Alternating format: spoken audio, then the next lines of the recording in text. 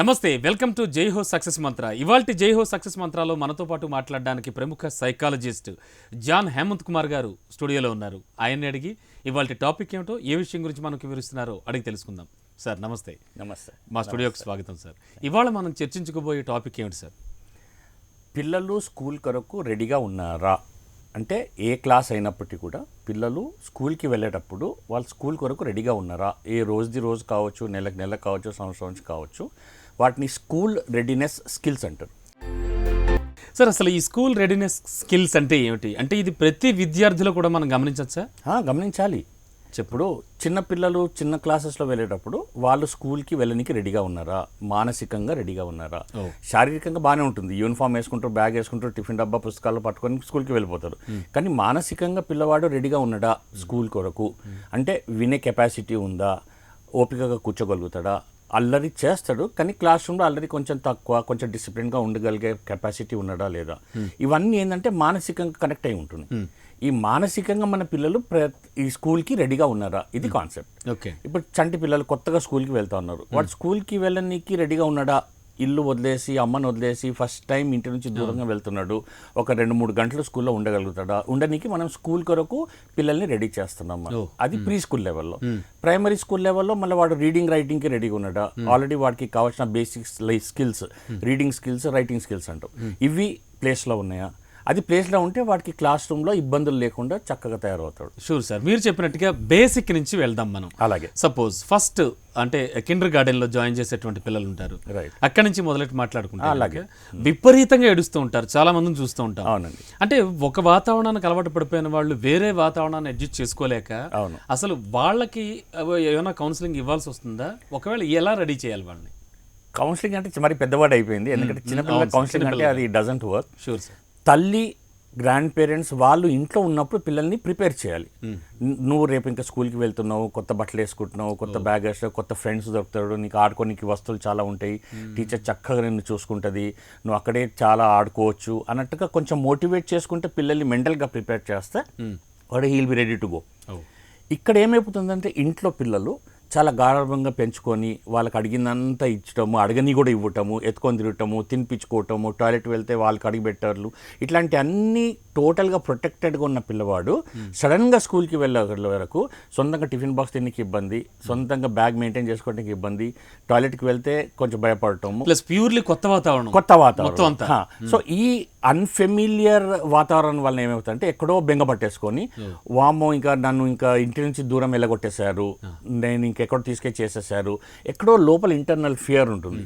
ఆ ఫియర్ చాలా హైలైట్ అయిపోయి పిల్లవాడు బాగా ఏడుస్తూ ఉంటాడు, నేను స్కూల్కి వెళ్ళనని పేచి పట్టుకోవటం, ఇట్లాంటి చిన్న చిన్న, ముఖ్యంగా ఎంతో ప్రేమించి చూసే అమ్మా నాన్న ఉండరు దగ్గర.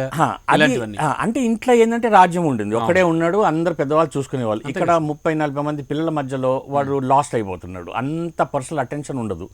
ఇది వాడికి కొంచెం కంగారు పడిపోయి భయపడిపోయి it will take some time, 1 month 2 monthsలో వాతావరణం స్టడీ చేసుకుంటూ ఫీల్ అవ్వుకుంటూ మళ్ళీ క్లాస్ రూమ్లో టీచర్స్ ఎలా వాళ్ళని మోటివేట్ చేయటము, ఆయమ్మలు ఉంటారు, అసిస్టెంట్ టీచర్స్ ఉంటారు, స్కూల్ మేనేజ్మెంట్ వాళ్ళు, ఎటువంటి క్లాస్ రూమ్ సిచ్యువేషన్ ఉంటుంది. కొన్ని క్లాస్ రూమ్స్ ఎట్లా ఉంటాయంటే ఇంకా తీసుకెళ్ళేసి జైల్లో కూర్చోబెట్టినట్టుగా ఇంకా కదలకుండా కూర్చోవటం అనేది ఉంటుంది, పిల్లలకి ఇష్టంలో. ఇంటి బాగా ఫ్రీగా తిరగటం, పరిగెత్తటాలు, పనులు చేసుకుంటూ సడన్గా తీసుకొచ్చి ఒక క్లాస్ రూమ్లో ఒక బెంచ్లో 4 పిల్లల మధ్యలో కూర్చోపెట్టడము, ఇవన్నీ కూడా చాలా చాలా చాలా ఇబ్బందిగా ఉంటుంది.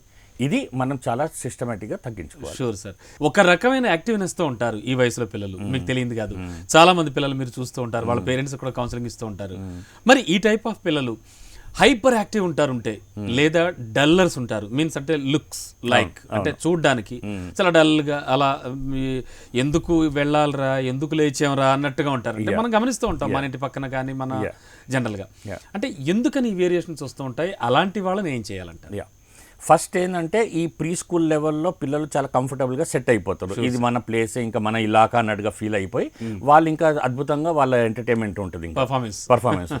ఈ ఫస్ట్ 6 yearsలో ప్రీ స్కూల్ లెవెల్ ఏమవుతుందంటే వాళ్ళ టెక్నికల్ స్కూల్ రెడీనెస్ స్కిల్స్ కానివ్వండి, లైఫ్ స్కిల్స్ కానివ్వండి, వాళ్ళ జీవితానికి పనికొచ్చేటి, ఫర్ ఎగ్జాంపుల్ కమ్యూనికేషన్, ఇంకోటి చేతులు వాడటం, రైటింగ్, రీడింగ్, ఇవన్నీ కొన్ని స్కిల్స్ డెవలప్ అయి ఉంటున్నాయి.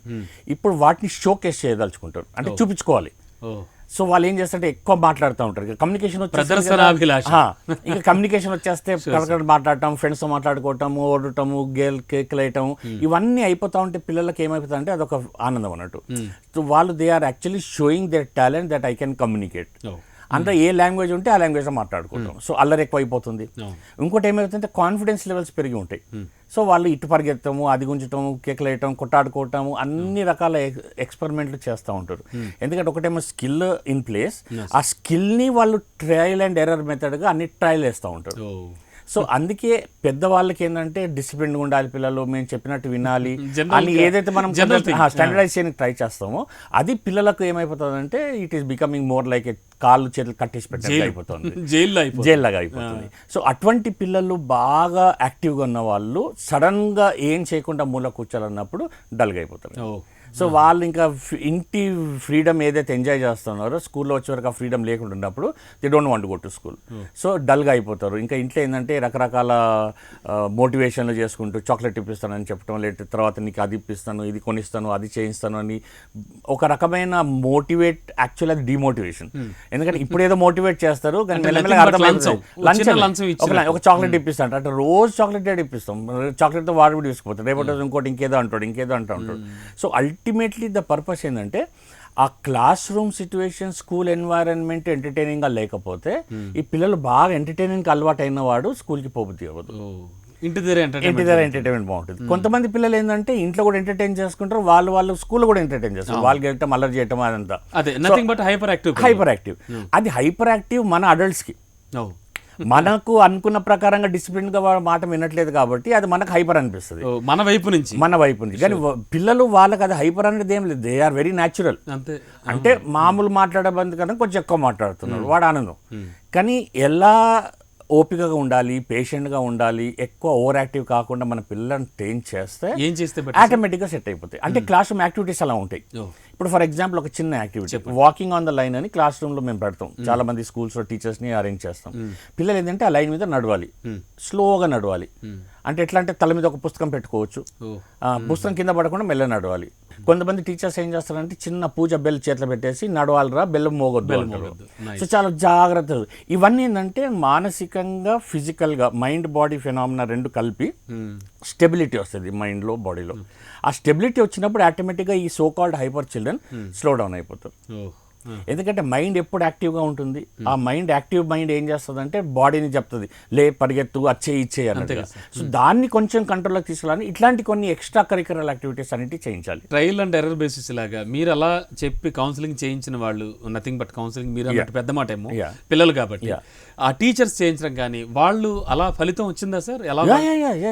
ఇప్పుడు ముందటి రోజుల్లాగా క్లాస్లో కూర్చోవాలి, కదలకుండా కూర్చోవాలి, టీచర్ చెప్పింది వినాలి, విన్నది గుర్తుపెట్టిన పరీక్ష రాయాలి, ఆ రోజులు పోయినాయి. ఎందుకంటే ఇప్పుడు పిల్లలంతా ఎట్లా అయిపోయారంటే మూమెంట్ చాలా ఇంపార్టెంట్ అయిపోయింది. ఎక్స్ట్రా ఇంటెలిజెన్స్ లెవెల్స్ ఉన్నాయి. ఇప్పుడు ఈ జనరేషన్ పిల్లల్లో ఇంటెలిజెన్స్ హై ఉంటుంది.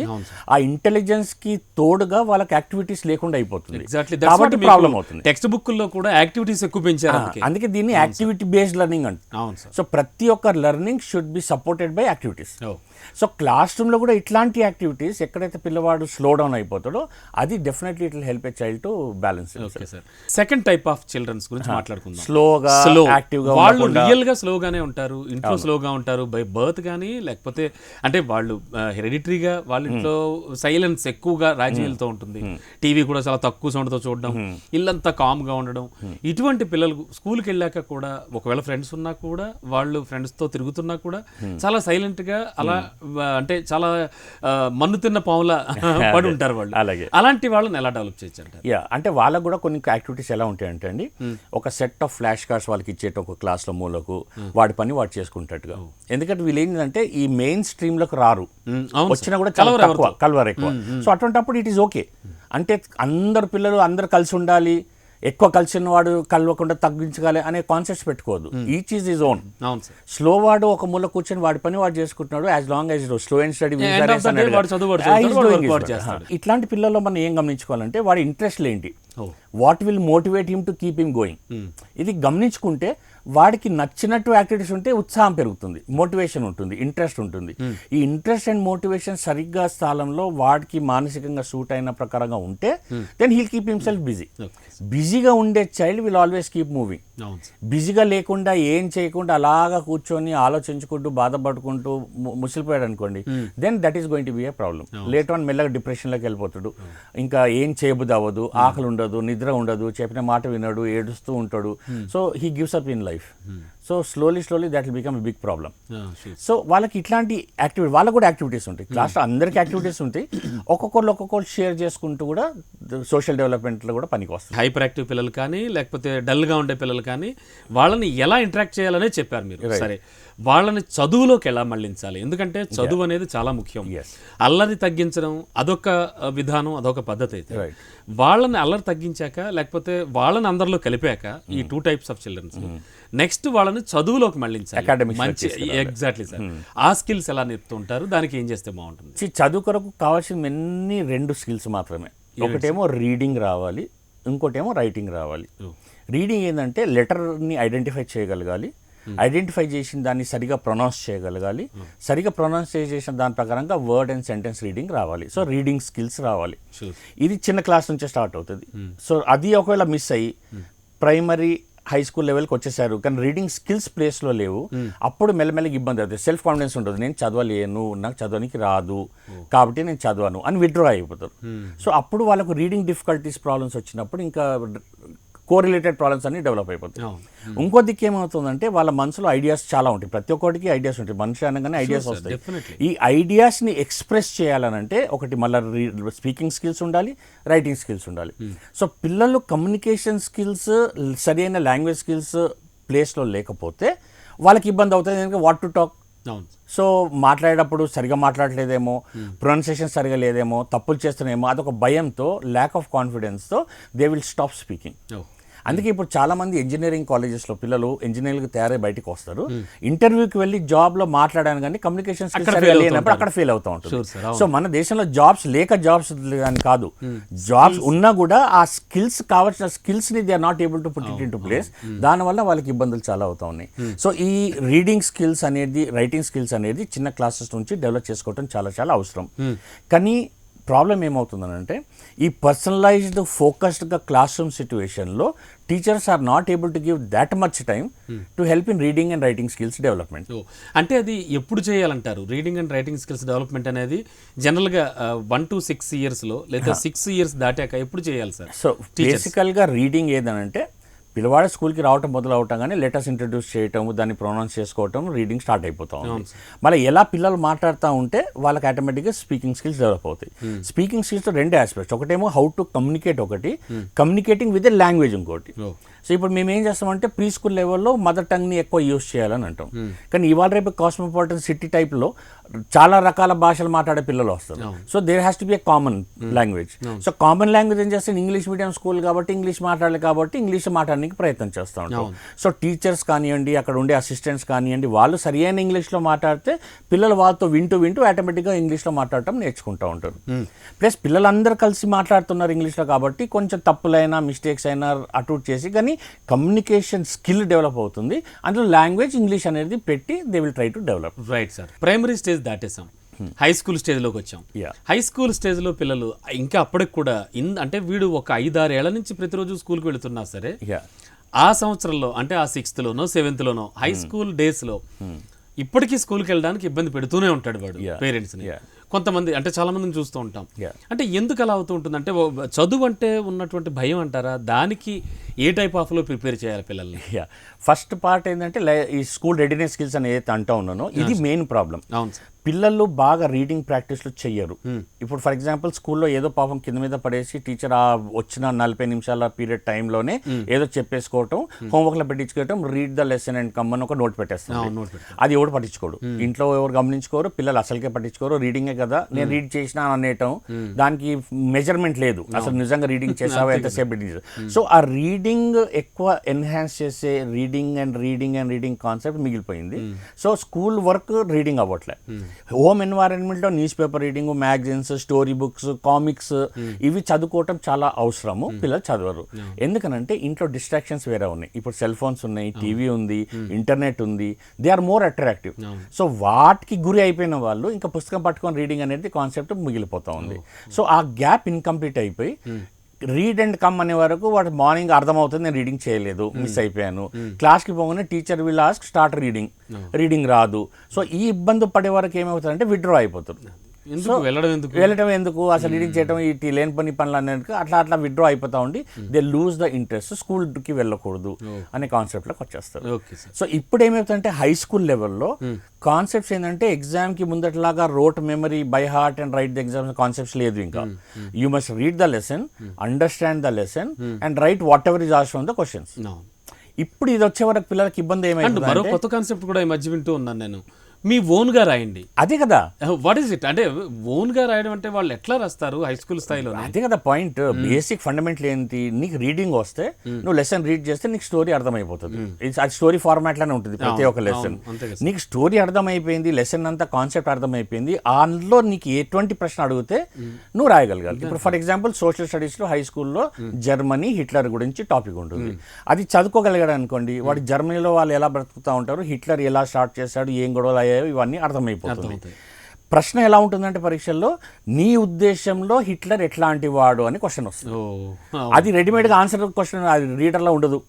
నువ్వు లెసన్ని రీడ్ చేసినప్పుడు హిట్లర్ గురించి నీ అభిప్రాయం ఏంటిది నీకు అర్థం అవుతే నీ ఓన్ వర్డ్స్లో హిట్లర్ గురించి నీ అభిప్రాయం ఏంటిదో రాయటం. సో రైటింగ్ స్కిల్ ఉండాలి, రీడింగ్ స్కిల్ ఉండాలి. To understand what is reading, it is left to the human being. Simple logic అండి. పిల్లవాళ్లకు రీడింగ్ వచ్చేటట్టుగా స్కూల్ వాళ్ళు ప్రయత్నం చేసుకొని రీడింగ్ స్కిల్స్ని సరిగ్గా డెవలప్ చేసుకుంటే, on the other side writing స్కిల్స్ని డెవలప్ చేసుకుంటే ఎవరి గురించి వరి అయ్యేది ప్రాబ్లమే ఉండదు. సో ఆ బేసిక్స్ ఈ రెండు పట్టి వదిలేసుకొని ఇంకా వేరే అన్ని ప్రయత్నాలు చేస్తారు. తల్లిదండ్రులు కూడా అంతే అండి. అంటే వాట్ ఎవర్, అంటే ఎలాంటి కిడ్ అయినా కూడా అంతే, ఎలా ఉన్నా కూడా స్లో కావచ్చు, ఫాస్ట్ కావచ్చు, both need the same stuff. Both should be able to read, both should be able to right. Slow వాడు కొంచెం స్లోగా రాస్తాడు, ఫాస్ట్ వాడు చాలా ఫాస్ట్గా రాస్తాడు. బాగా చదువుతారు, వాడు చాలా బాగా యాక్టివ్గా ఉంటాడు, బాగా చదువుతాడు, గుర్తు పెట్టుకుంటాడు, ఎవ్రీథింగ్ పర్ఫెక్ట్ సార్. రేపే ఎగ్జామ్లో రాయలేడు. ఎందుకు ఇలా జరుగుతుంది? అలాంటి వాళ్ళని ఎలా రెడీ చేయొచ్చు? డిమోటివేట్ అవుతారు. అంటే ఇట్లాంటి పిల్లలకి ఏంటంటే, ఇప్పుడు ఫర్ ఎగ్జాంపుల్ ఒక 100% చదివేది ఉంటుంది అనుకోండి, వాడు 100% చదివేస్తాడు. ఇట్లాంటి పిల్లలకు ఇంకొక 100% of extra materials, extra reference books available ఉందనుకోండి, ఆ టాపిక్ని వాళ్ళు ఇంకెక్కువ రీసెర్చ్ చేసుకొని స్టడీ చేసుకుంటారు. సో అప్పుడు ఎగ్జామ్లో రొటీన్ రాసేది వాళ్ళకి ఇష్టం లే. మరి అలా చేస్తే కనుక సబ్జెక్ట్ ఎక్కువైపోదా, కరికులం ఎక్కువైపోదా అంటారా? కరికులం కన్నా మించి రాస్తే ప్రాబ్లం ఏంటి? ఇప్పుడు జర్మనీ గురించి 100% మీకు టెక్స్ట్ బుక్ లో ఉంది, అంతవరకు చదువుకోమని మీరు అనేది. ఈ ఎక్స్ట్రా ఇంటెలిజెంట్ పిల్లలతో ఏంటంటే ఇంకొక 100% ఉంటే అది కూడా చదువుకొని ఇది కలిపి వాళ్ళు సొంతంగా రాస్తారు. అలా ప్రాబ్లం ఏం లేదు, వాడి కెపాసిటీ అది. స్లో వాడికి 100% వాడి వయసే కాదు, వాడి ఇంటెలిజెన్స్ లెవెల్ని కూడా గుర్తుపెట్టుకోవాలి. ఇప్పుడు ఆ వయసు ప్రకారంగా పిల్లలందరూ సమానంగా ఉంటారని గ్యారంటీలే. ఒకరు ఫాస్ట్గా ఉన్నారు, కొంచెం మీడియంగా ఉన్నారు, కొంచెం స్లోగా ఉన్నారు. వాళ్ళకు ఒక బేసిక్ యావరేజ్ కరికులం సరిపోతుంది. కానీ బాగా ఇంటెలిజెంట్ ఉన్న వాడికి ఎక్స్ట్రా వర్క్ ఏమని ఇవ్వాలంటే రెఫరెన్స్ లైబ్రరీ, రెఫరెన్స్ బుక్స్ అనేది క్లాస్ రూమ్లో ఒక మూలకు ఉండాలి. అప్పుడు వీడు చదువుకున్నది అయిపోండి కాకుండా ఎక్స్ట్రా ఈ can always do some research work. 10th class లాంటి సీరియస్ అంటే విషయానికి వచ్చేసరికి, అంటే ఖచ్చితంగా పాస్ అవ్వాలి. ఈవెన్ ఇఫ్ మన ఫ్రెండ్స్ దగ్గర చెప్పుకోవాలన్నా, పేరెంట్స్ ఫ్యామిలీస్లో చెప్పుకోవాలన్నా, ఎవరికి చెప్పుకోవాలన్నా కూడా 10th పాస్ అయి ఉండాలి, కనీసం మినిమం క్వాలిఫికేషన్. సో అటువంటి సందర్భాల్లో అంటే చాలా కీలకమని భావించేటువంటి క్లాసెస్ విషయంలో ఎలా చెప్పాలంటారు పిల్లలకి? ఒకటి, పిల్లలను ఫోకస్డ్గా వర్క్ చేయించాలండి. అంటే వాళ్ళు కామ్గా ఉండాలి, పీస్ఫుల్గా ఉండాలి, హ్యాపీగా ఉండాలి ఒక క్లాస్ రూమ్ సిచ్యువేషన్లో.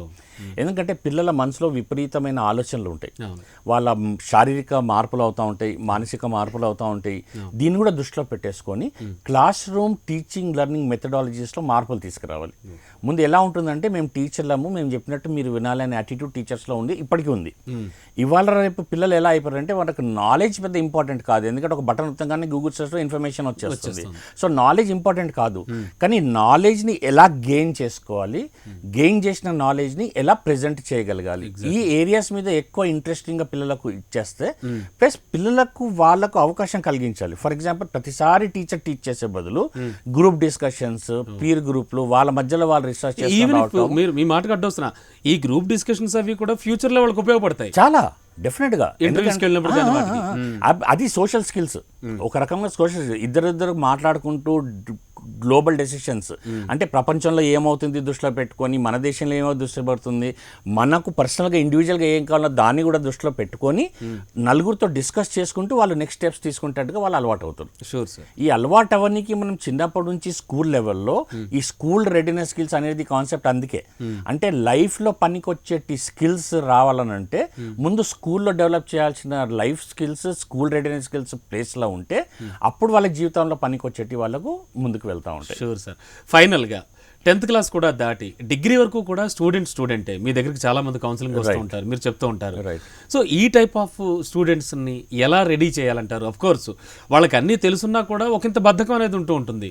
సో దాన్ని పారద్రోలి వాళ్ళని కాలేజీకి కానీ లేకపోతే ఆ స్పెషల్ క్లాసెస్ కానీ పంపేలాగా, చదువు వైపు దృష్టి పెట్టేలాగా, ఎందుకంటే అప్పటికే వయసు పెరుగుతూ ఉంటుంది, శారీరక మార్పులు కానీ వాళ్ళకి వచ్చే ఆలోచన విధానం కానీ అంతా మారిపోతూ ఉంటుంది.